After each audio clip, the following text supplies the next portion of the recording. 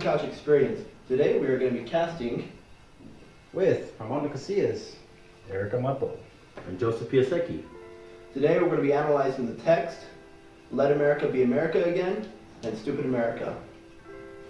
So, was it you, Joe? You wanted to go over the Stupid America text first? Yeah. So, I'm gonna go ahead and read it just real quick. Yeah. So it starts off, Stupid America, see that Chicano with a big knife on his steady hand. He doesn't want to knife you. He wants to sit on a bench and carve Christ figure at him. Stupid America, hear that Chicano shouting curses on the street? He is a poet without paper and pencil, and since he cannot write, he will explode. Stupid America, remember that Chicano flunking math and English? He is the Picasso of your western states, but he will die with 1,000 masterpieces hanging only from his mind. Damn. wow. It's pretty deep. I will not lie. Really hateful too, really hateful. Yeah. Really Yeah. hateful, not gonna lie. I wouldn't say hateful, I would say more pessimistic. You know what? You're right. I can agree. I kind of agree. Yeah. And you're doing the Let America Be America Again? Yeah, but I feel like it's too long to read, but you guys want to read it? Go ahead. Yeah, read like a couple passages. Alright. So I'll be reading Let America Be 11 by Langston Hughes. I'm gonna read the third paragraph. Yeah, fourth paragraph. There it is. So it says, "Oh, let my land be where liberty is crowned with no false patriotic wealth, but opportunity is real and life is free, equality in the air we breathe." So that stands number 4. What do you guys thought so far? What I think about it is Langston Hughes wants America to not be a place of like negativity, you know? So in stanza 9, it says, "I am the farmer, bondman to the soil. I am the worker, sold to the machine. I am the Negro, servant to all, you all. I am the people, humble, hungry, and mean." Damn. Right? Yeah, what do you guys take on that stanza? Quite a few things. It definitely shows the time that this was made. And this is just showing a large progression through their media and through their culture, where people start being more accepting and taking back the power that some of these words have. You know, these things only have as much power as they're given, which is also applies to the story. America sucks. Sure, things are bad, but it's only going to suck as much as you let it. True. basically just Yeah. showing how he feels about America. Right. Like he feels like he's back in There's a lot to unpack here, definitely. Yeah.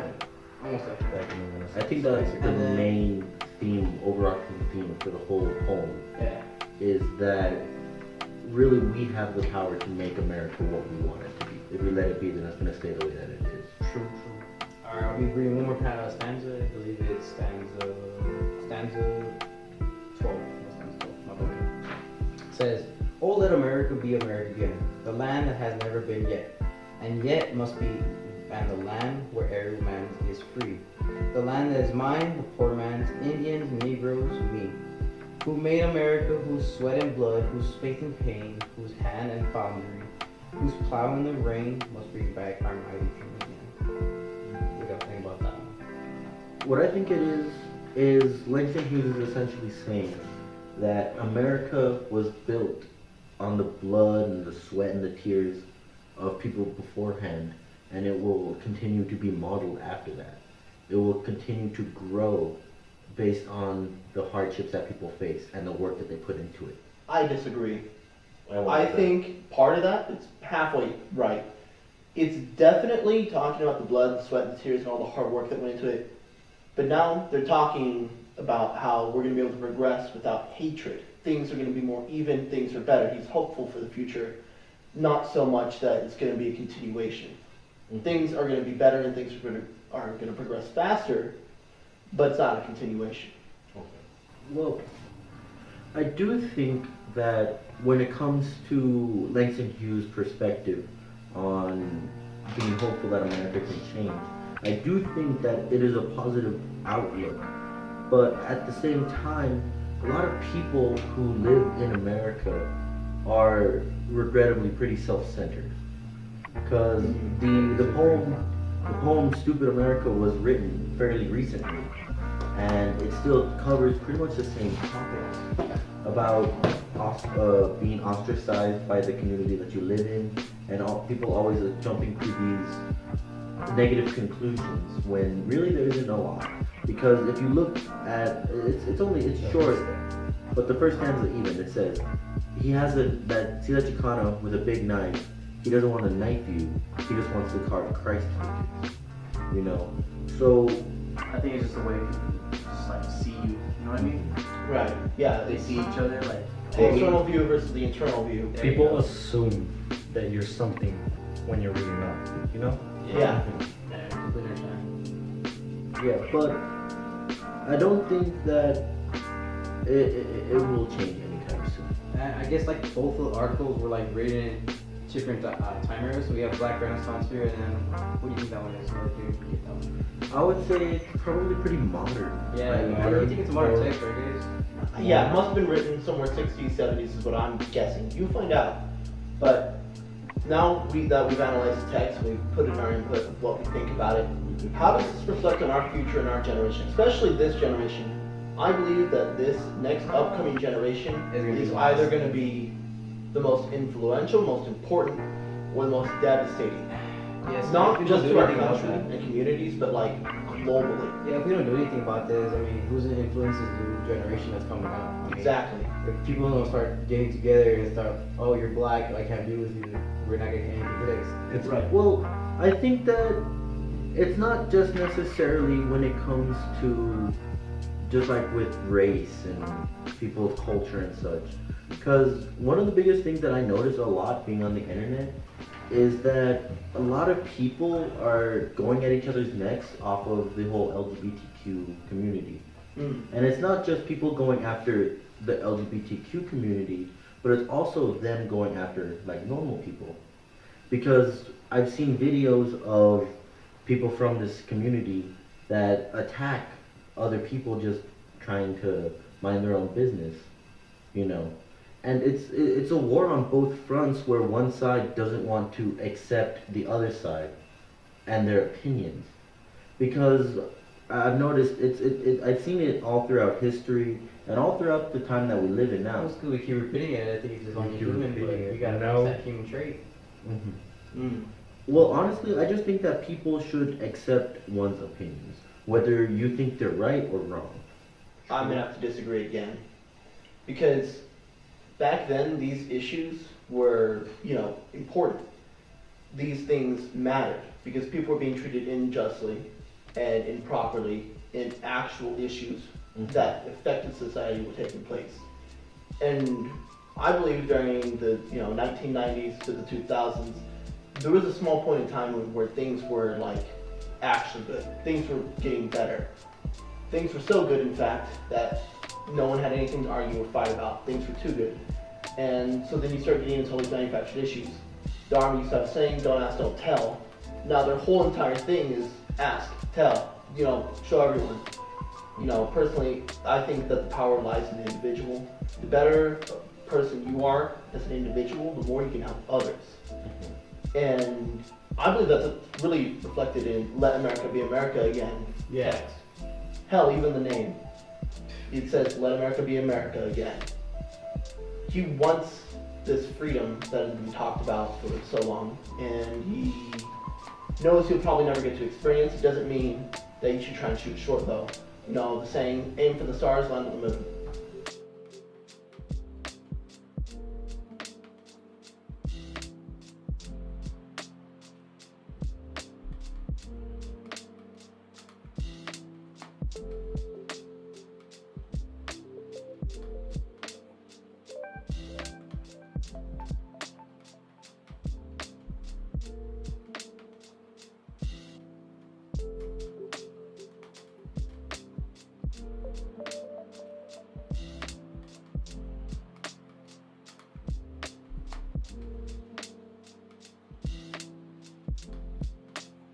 I think it's like the magician trick. They do something crazy with this hand while they're secretly doing something with the other.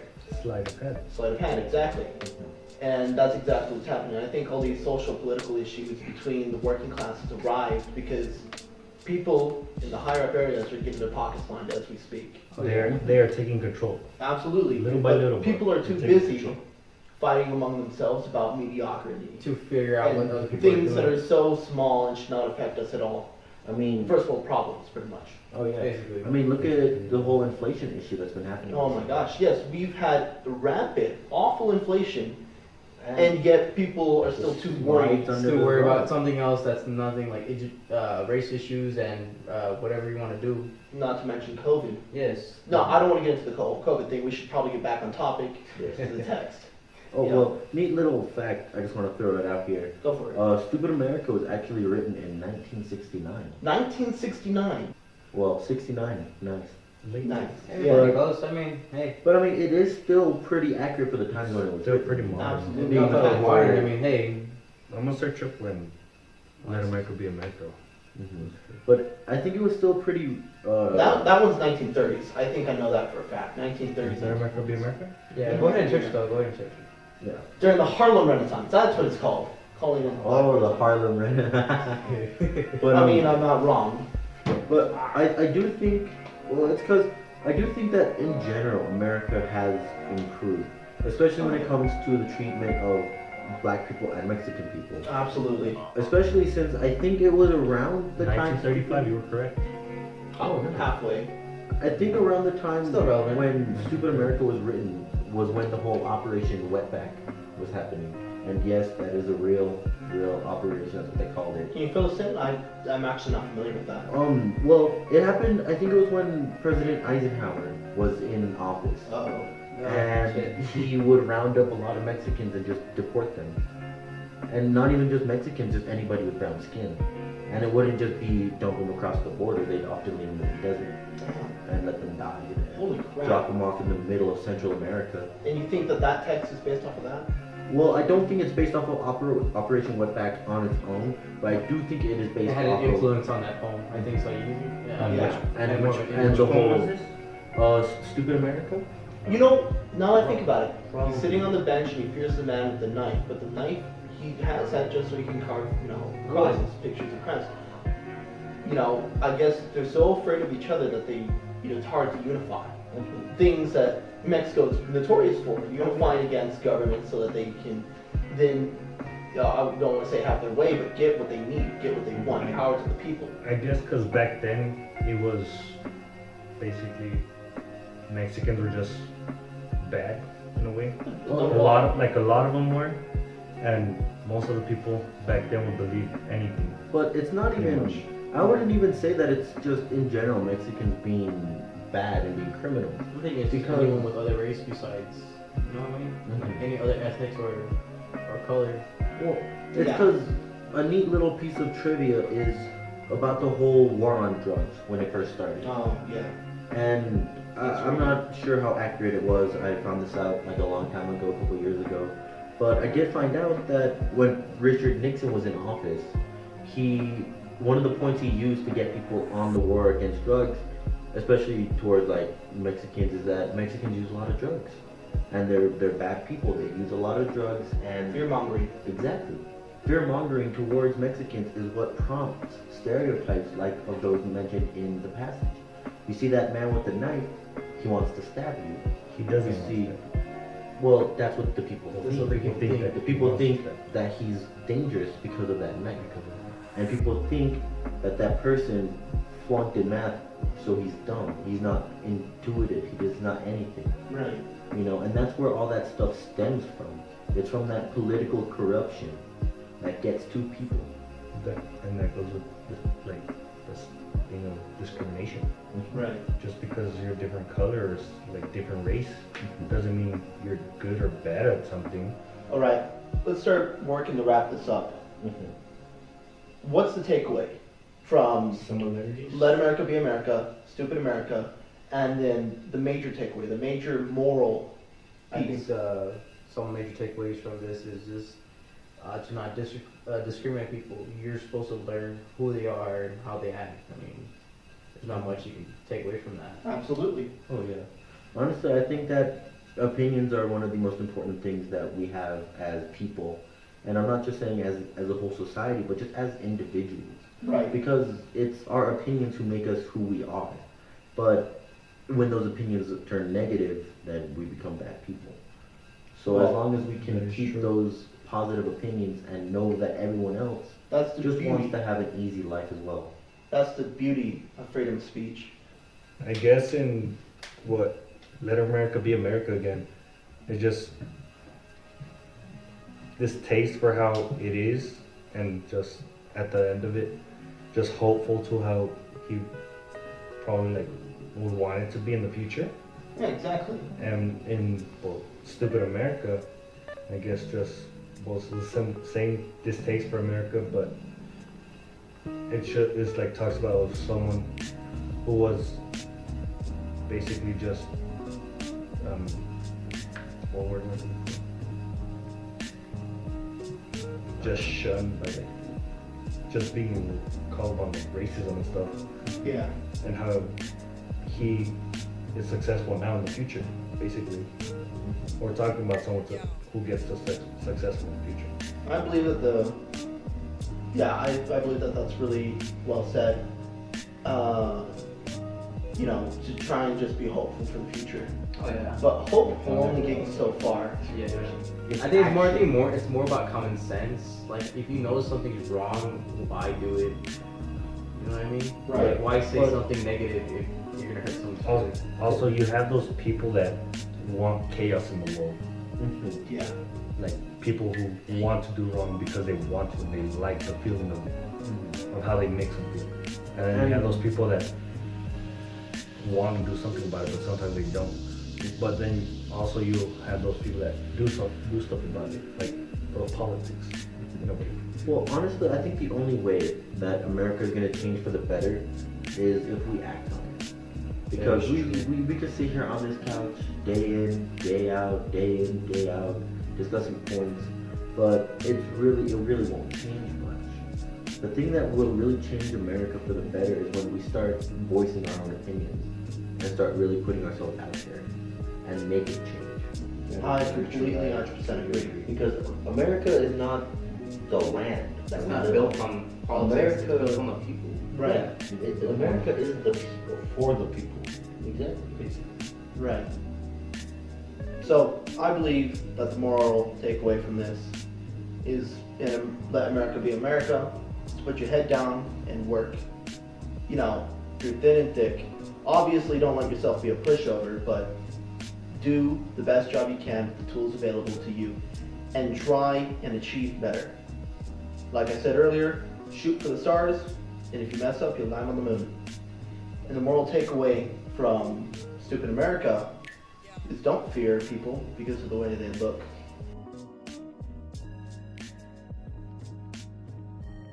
There's a reason that all of this is happening, and there is no. Kind of like the father thing, where he says, you know, this is awful and everything. I'm not angry, but I'm disappointed, very much. Yeah, what are your thoughts, Eric?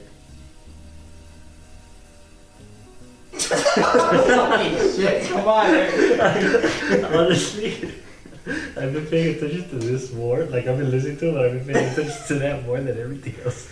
So it says, I'm a farmer, bondsman to the soil. I'm a worker, sold to the machine. Dude, I love podcasts. Oh my god.